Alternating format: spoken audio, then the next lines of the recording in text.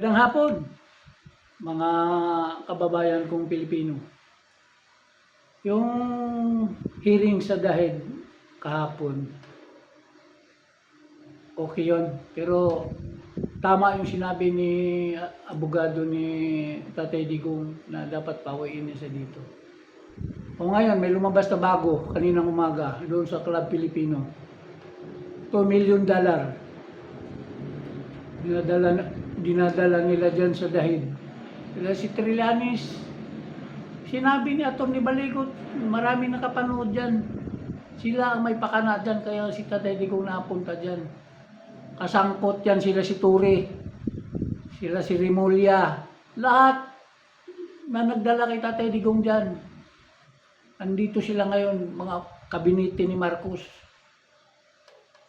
Panahon-panahon lang yan. Ibaga sinabi na widir-widir lang yan.